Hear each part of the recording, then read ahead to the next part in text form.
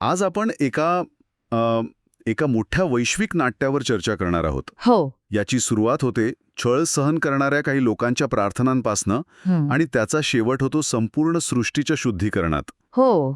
आपल्या स्रोतांमध्ये बायबलमधल्या लेवी आणि प्रकटीकरण या पुस्तकांमधील काही प्रतीकांचा अभ्यास केलाय. बरोबर. विशेषतः सोन्याची पात्रे आणि सोन्याची धूपदानी यांसारख्या प्रतीकांमागे जो काही आध्यात्मिक अर्थ दडलाय तो आपण आज उलगडून पाहणार आहोत. नक्कीच.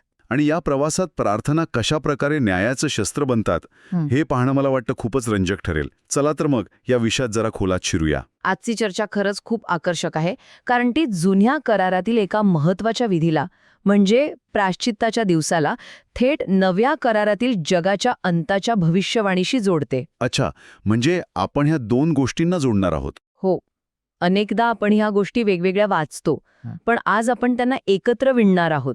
संतांच्या प्रार्थना, धूप, अग्नी आणि वेगवेगळ्या वेद्या, ही सगळी प्रतीकं न्याय आणि तारण या एका मोठ्या कथानकात कशी गुंफलेली आहेत हे समजून घेणं हाच आजच्या चर्चेचा उद्देश आहे. अच्छा, तर मग सुरुवात आपण या मुख्य प्रतीकांपासूनच करूया का? हो, तेच बरोबर राहील. कारण स्रोतांमध्ये ना दोन वेगवेगळ्या विद्यांचा उल्लेख आहे आणि असं वाटतं की त्या या संपूर्ण नाट्याच्या मनाना केंद्रस्थानी आहेत. अगदी. तर त्या कोणत्या आहेत आणि त्यांचं महत्त्व म्हणजे नेमकं काय आहे? कारण त्या वेगवेगळ्या ठिकाणी आणि वेगवेगळ्या धातूंपासून बनवलेल्या आहेत, याचा नक्कीच काहीतरी अर्थ असणार. अगदी बरोबर. या दोन वेद्या समजून घेतल्याशिवाय पुढची गोष्ट समजणारच नाही. पहिली वेदी आहे पितळेची होमबलीची वेदी. ही निवास मंडपाच्या अंगणात म्हणजे बाहेरच्या बाजूला होती. पितळ हे बायबलमध्ये अनेकदा न्यायाचं प्रतीक मानलं जातं. अच्छा, न्याय. हो. इथे पापांची किंमत म्हणून प्राण्यांचं बलिदान दिलं जायचं. म्हणजे ही वेदी पापाच्या परिणामांशी आणि त्याच्या शिक्षेशी संबंधित होती. आणि दुसरी वेदी? ती सोन्याची होती, बरोबर? होय, दुसरी होती सोन्याची धूपवेदी. ही परमपवित्र स्थानाच्या जवळ म्हणजे आतल्या बाजूला होती. आतमध्ये. हो, आणि सोनं हे देवत्व, पवित्रता आणि राजपणाचं प्रतीक आहे. या वेदीवर बलिदान नाही तर सुगंधित धूप जाळला जायचा, जो देवाशी संवाद आणि प्रार्थनेचं प्रतीक होता. म्हणजे एक वेदी पापाच्या परिणामांशी संबंधित तर दुसरी देवाशी असलेल्या नात्याशी. बरोबर. एक बाहेर, एक आत. एक न्याय, एक संवाद. वा, हे खूपच स्पष्ट झालं. या दोन वेदांसोबतच दोन पात्रांचाही उल्लेख आहे. एकात प्रार्थना आहेत आणि दुसऱ्यात अग्नी. त्याबद्दल काय सांगाल? हो, ती दोन पात्र देखील तितकीच महत्वाची आहेत. पहिलं म्हणजे सोन्याचं पात्र. ज्यात देवाच्या छळ जायव्या संतांच्या प्रार्थना साठवलेल्या आहेत, आणि दुसरं पात्र म्हणजे सोन्याची धूपदानी, ज्यात पितळ्याच्या वेदीवरचा म्हणजे होमबलीच्या वेदीवरचा अग्नी घेतला जातो. ओके. त्यामुळे आपल्याकडे आता 4 गोष्टी आहेत. पितळ्याची वेदी म्हणजे न्याय, सोन्याची वेदी म्हणजे संवाद, सोन्याचं पात्र म्हणजे प्रार्थना आणि सोन्याची धूपदानी म्हणजे अग्नी. अरे वा, म्हणजे एका भांड्यात प्रार्थना आणि दुसऱ्यात अग्नी, आणि हे दोन्ही एकत्र येतात. हे एखाद्या शक्तिशाली रासायनिक प्रक्रियेसारखं वाटते, जिथे दोन वेगळ्या गोष्टी एकत्र येऊन काहीतरी तिसरंच अधिक स्फोटक तयार होते. मग पुढे काय होतं? जेव्हा या दोन्ही गोष्टी एकत्र येतात तेव्हा काय घडतं? तुम्ही वापरलेला स्फोटक हा शब्द अगदी योग्य आहे. जेव्हा या दोन्ही गोष्टी एकत्र येतात तेव्हा एक अत्यंत शक्तिशाली प्रतीक तयार होतं. बघा, सोन्याच्या पात्रांमधील हुतात्म्यांच्या प्रार्थना या केवळ मदतीसाठी केलेल्या विनवण्या नाहीत. अच्छा. त्या पृथ्वीवर पसरलेल्या पापाबद्दल आणि अन्यायाबद्दल देवाकडे न्यायाची मागणी करत आहेत. हे प्रभू, तू आणखी किती काळ थांबणार आहेस, असा त्यांचा आक्रोश आहे. आणि त्यात पितळेच्या वेदीवरचा अग्नी मिसळला जातो. बरोबर. आणि इथेच गोष्ट रंजक बनते. पितळेच्या वेदीवरचा अग्नी किंवा धूप हा 2 गोष्टींचं प्रतीक आहे. एकीकडे तो प्रायश्चित्त आहे, कारण तो त्या वेदीवरून आला आहे जिथे येशूच्या बलिदानाचं प्रतीक असलेलं होमबलीचं अर्पण व्हायचं. हो. पण दुसरीकडे तोच अग्नी न्यायाचं प्रतीक आहे. हे समजण्यासाठी आपण एक उदाहरण घेऊ शकतो. सांगा ना. समजा सूर्यप्रकाश आहे. तोच सूर्यप्रकाश फुलांना फुलवतो आणि तोच सूर्यप्रकाश ओल्या मातीला कडक बनवतो. प्रकाश एकच आहे, पण परिणाम वेगळा असतो. बरोबर. इथे अग्नीचंही तसंच आहे. तो येशूच्या बलिदानामुळे मिळालेले प्रायश्चित्त दर्शवतो, पण तोच अग्नी दुष्टांसाठी न्यायाचं प्रतीक बनतो. थांबा, म्हणजे ज्यांना क्षमा मिळाली आहे तेच आता न्यायाची मागणी करत आहेत. हे किती विलक्षण आहे. हो ना. याचा अर्थ असा होतो की खरी क्षमा मिळाल्यावर पापाबद्दलची चीड कमी होत नाही, उलट ती अधिक तीव्र होते, कारण त्यांना पवित्रतेची किंमत समजलेली असते. हा एक खूप मोठा विचार आहे. अगदी बरोबर. हे विरोधाभासी वाटू शकतं, पण तेच या कथेचं केंद्र आहे. हे केवळ सुडाची भावना नाहीये. ज्यांना तारणाचा अनुभव आला आहे त्यांना पापाची भयानकता इतरांपेक्षा जास्त समजलेली असते.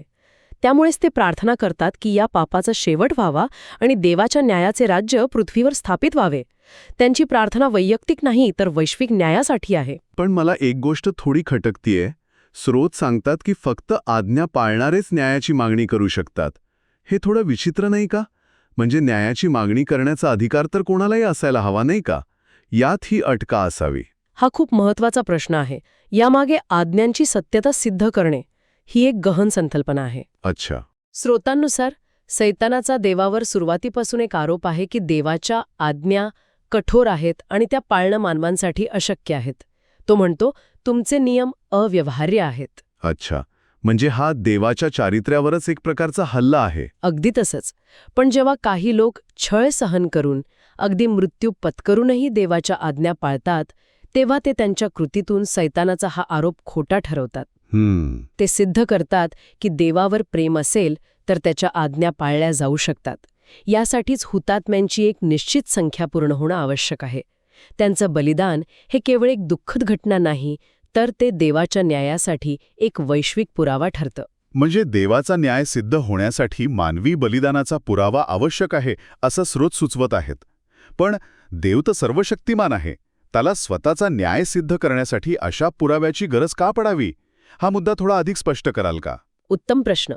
हे देवासाठी नाही तर संपूर्ण सृष्टीसाठी आहे. देवदूतांसाठी आणि न पडलेल्या जगांसाठी. ओके.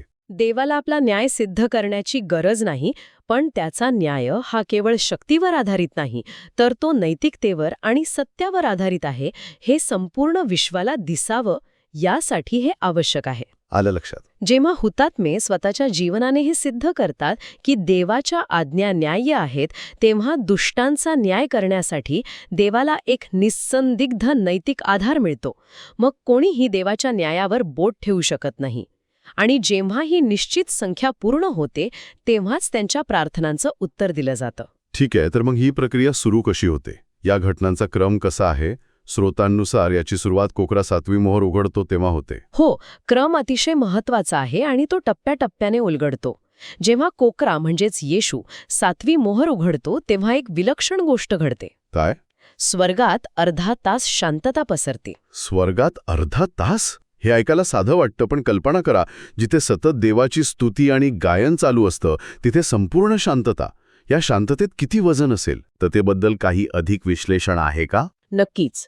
ही शांतता म्हणजे संपूर्ण स्वर्गाचं लक्ष एका गोष्टीवर केंद्रित झाले आहे याचा प्रतीक आहे.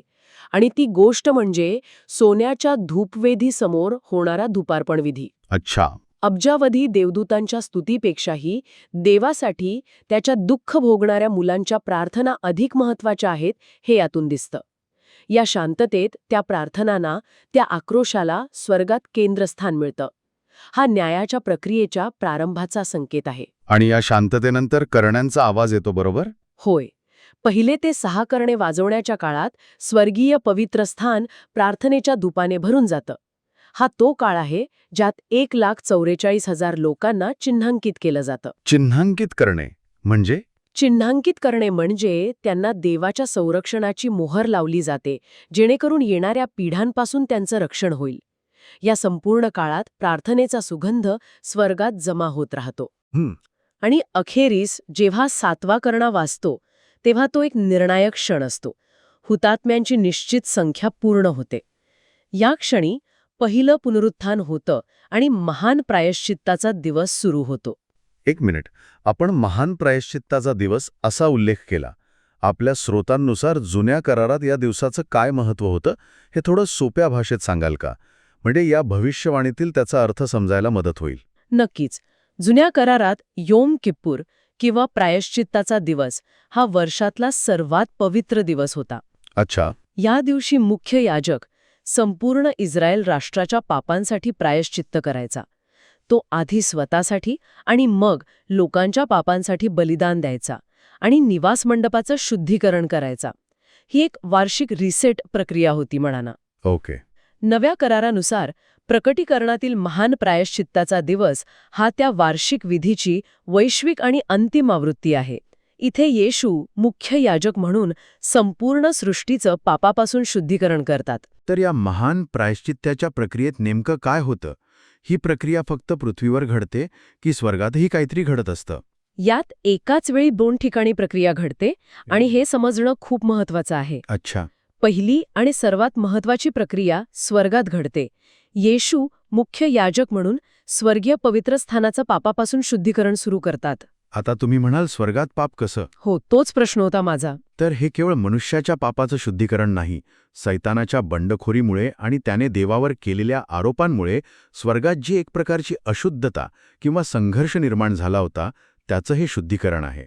पापांचे सर्व रेकॉर्ड्स पुसून टाकण्याची ही प्रक्रिया आहे. आणि याच काळात ते पवित्र स्थान देवाच्या गौरवाच्या धुराने भरून जातं आणि तिथे कोणीही प्रवेश करू शकत नाही असं स्रोत सांगतात. यामागे काय कारण आहे? याचं कारण खूप गहन आहे. या प्रक्रियेचा संबंध देवदूतांच्या इच्छाशक्तीच्या पूर्णत्वाशी आहे. इच्छाशक्तीचं पूर्णत्व म्हणजे आतापर्यंत देवदूतांनी देवाचा न्याय पाहिला होता, पण सैतानाचे आरोपही ऐकले होते. पण जेव्हा हुतात्म्यांचं पुनरुत्थान होतं आणि देव त्यांचा सन्मान करतो, तेव्हा देवाचा न्याय आणि त्याची दया निःसंक्षेपपणे सिद्ध होते. हे पाहून देवदूतांच्या मनात कोणतीही शंका राहत नाही. भविष्यात त्यांच्याकडून पाप करण्याची शक्यताच नाहीशी होते. त्यांची इच्छाशक्ती देवाच्या इच्छेशी पूर्णपणे एकरूप होते. अच्छा. हे शुद्धीकरण पूर्ण होईपर्यंत कोणीही त्या पवित्र स्थानी प्रवेश करू शकत नाही, कारण ती प्रक्रिया अत्यंत पवित्र, निर्णायक आणि अंतिम असते. हे सगळं खूप भव्य आहे. स्वर्गात शुद्धीकरण, देवदूतांच्या इच्छाशक्तीचं पूर्णत्व. पण त्याचवेळी पृथ्वीवर काय घडत असतं? पृथ्वीवर परिस्थिती पूर्णपणे उलटी असते. स्वर्गात जिथे शुद्धीकरण आणि गौरवीकरण होत असतं, तिथे पृथ्वीवर न्यायदंड सुरू होतो. आठवतंय ते सोन्याचं पात्र ज्यात संतांच्या प्रार्थना होत्या? हो. देवदूत त्या सोन्याच्या पात्रांमधून 7 पिढ्या पृथ्वीवर ओततात. ज्या प्रार्थना न्यायाची मागणी करत होत्या, त्याच प्रार्थना आता न्यायाच्या अंमलबजावणीचं साधन बनतात. ठीक आहे. म्हणजे स्वर्गात शुद्धीकरण पूर्ण झालं आणि पृथ्वीवर देवाचा क्रोध पीडांच्या रूपात प्रकट झाला. पण सैतान आणि त्याच्या अनुयायांचं काय? पृथ्वीचं शुद्धीकरण अजून बाकी आहे. मग ही प्रक्रिया पुढे कशी जाते? बरोबर. 7 पिढ्या संपल्यानंतर पुढचा टप्पा सुरू होतो. स्वर्गीय पवित्र स्थानाचं शुद्धीकरण पूर्ण झाल्यावर येशू पृथ्वीवर येतात. हे अधोलोकाचं शुद्धीकरणासाठी असतं. अधोलोक? अधोलोक म्हणजे पाप आणि मृत्यूचं क्षेत्र, ज्याचं प्रतीक ती बाहेरची पितळेची वेधी होती. आठवते? पितळ म्हणजे न्याय. हो, बरोबर. या टप्प्यात श्वापद म्हणजे अँटिक्राइस्ट आणि खोटा संदेष्टा यांचा न्याय होतो आणि त्यांना अग्नीच्या डोहात टाकलं जातं. ही पृथ्वीवरील दुष्ट सत्तेची अखेर असते. आणि मग या सगळ्याचा मुख्य सूत्रधार सैतान, याचं काय होतं? शेवटी सैतानाला पकडलं जातं. त्याला अजाझेल असंही म्हटलं जातं. जुन्या करारातील प्रायश्चित्ताच्या दिवसाच्या विधीत एका बोकडावर लोकांची सर्व पापे लादून त्याला अरण्यात सोडलं जायचं. त्याला अजाझेलसाठीचा बकरा म्हणत. अच्छा.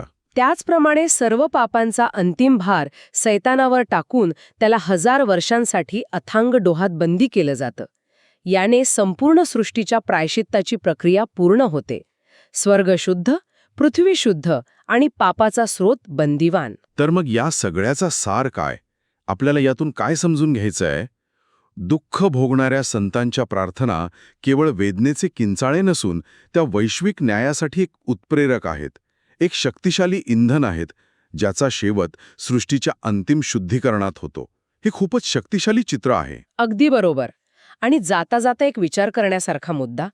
स्रोत सांगतात की वेदीवरील धूप किंवा अग्नी हा प्रायश्चित्त म्हणजे येशूचे दयाळू बलिदान आणि न्याय म्हणजे दुष्टांचा विनाश या दोन्हीशी जोडलेला आहे.